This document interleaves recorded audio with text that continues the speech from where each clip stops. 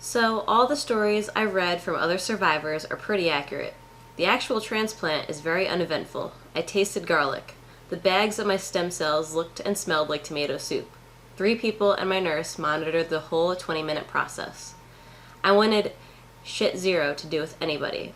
I didn't want to celebrate anything. It seemed beyond inappropriate that they were congratulating me for something I shouldn't have to go through in the first place. That no human should have to go through. I'm beyond annoyed, fed up, pissed off with this whole experience. Happy effing rebirthday. This better work. Hello friends, today I wanted to talk about my actual stem cell transplant. Sorry this part 2 took forever. I have a job that consumes my life, but apologies nonetheless. So, my actual transplant, aka my rebirthday, as it's called in the cancer community. What is a rebirthday? It's the day you get your stem cells back, or you receive your donor cells. It depends on what transplant you get. As I mentioned in a previous video, I went through an autologous stem cell transplant, and there were no donor cells involved. They took these cells out of my own body about a month before my transplant.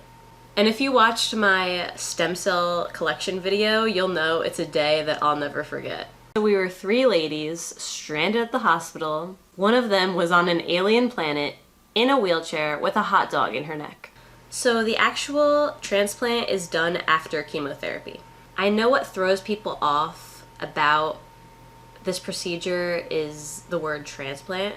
When people hear the word transplant, they think of putting a new organ inside you, major surgery. However, a stem cell transplant is really just an infusion.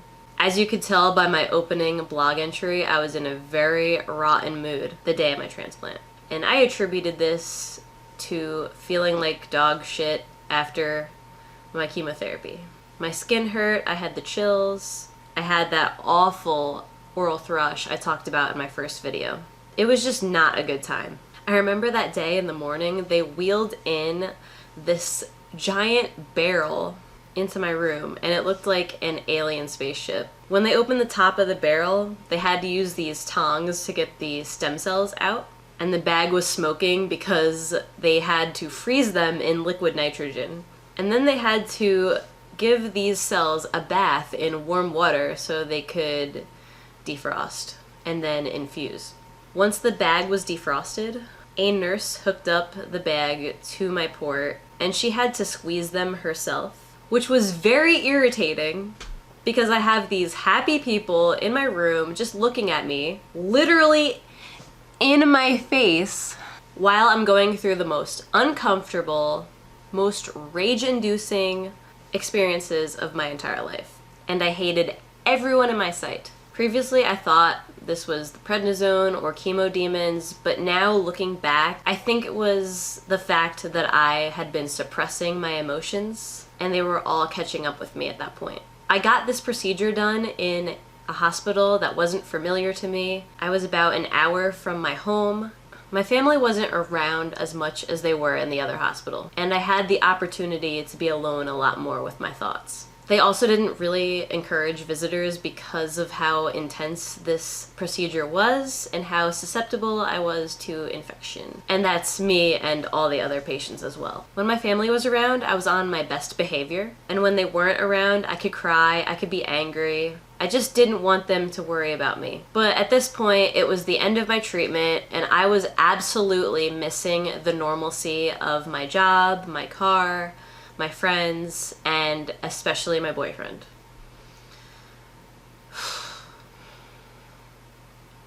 Yeah, all the things I took for granted before I was sick. But anyway, that's really it. There's no anesthesia, there's no pain, there's no surgery. It's a 20-minute-ish infusion. The hard part comes after. It's what I dubbed the knee-deep in side effects week. The side effects from the chemo really hit me like a truck my second week in the hospital. My chemotherapy-induced menopause was much worse than usual. For all the men and young people watching who have no idea what I'm talking about, just imagine radiating, pulsating heat that you can't escape from, and literally being soaked in sweat. I'd change my clothes frequently, but it really didn't help. I would just sweat in the new ones right away. It was so uncomfortable. And when I would wear less clothes to stop myself from sweating, I would get really cold. So I'd throw on a blanket and immediately start sweating and getting overheated.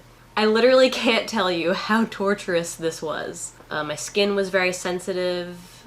It was way more sensitive than usual. The slightest touch was very painful. I remember 2 weeks into being there, I had to get a port change. And even the nurse rubbing antibacterial lotion on the port felt like agony. And port changes for me were otherwise painless. I remember just shaking uncontrollably and clenching my fists and just cowgirling through it. I also had very bad stomach issues, but that's to be expected. But just like our epoch, I never got nauseous. Thank the Lord.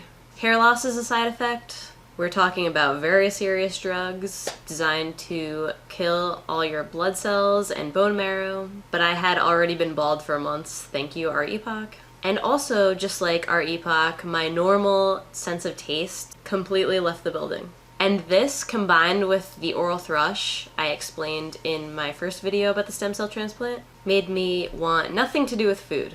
My doctors were super pissed at me because I didn't get I did not get mucositis from the chemotherapy.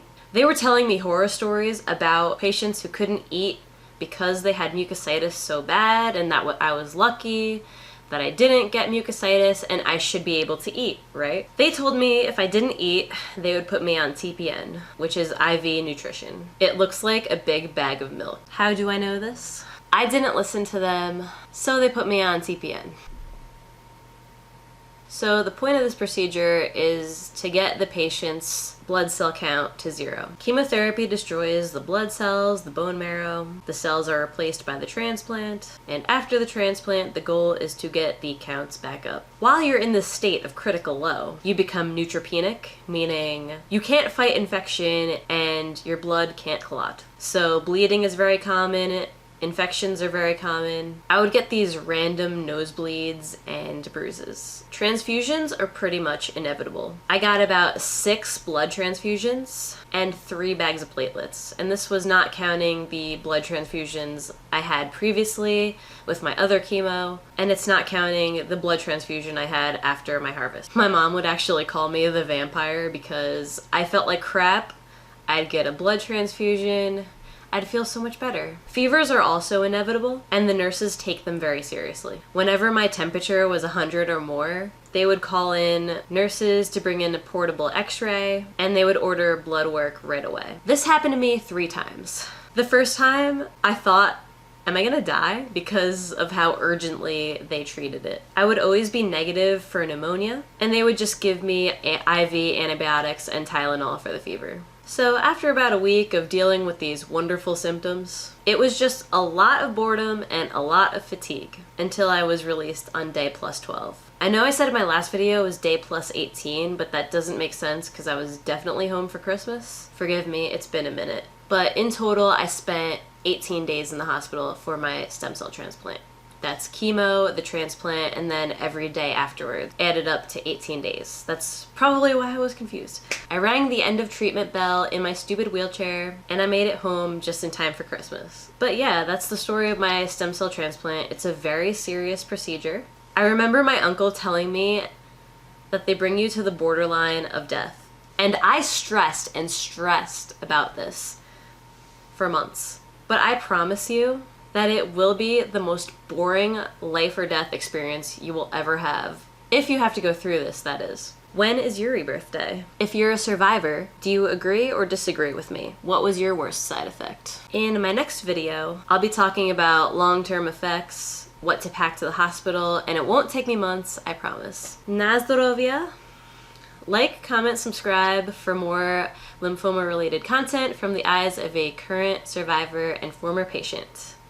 Bye! Like and subscribe.